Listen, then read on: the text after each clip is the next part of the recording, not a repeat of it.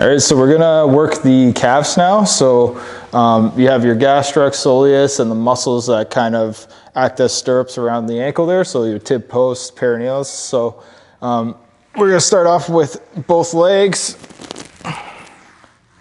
and everything nice and warmed up here. You can kind of keep the toes pointed towards you, give it a little bit of tension, or get it nice and lax and get in deeper there. Same time, we're gonna put a little bit more pressure on one leg now, so you can kind of work up and down that muscle belly.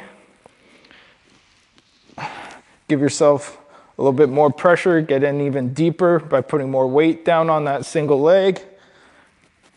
You can find a spot, get in doing a little bit of cross fiber action.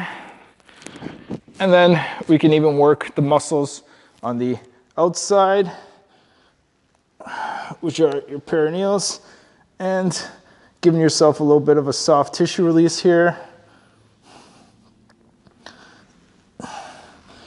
And at the same time, working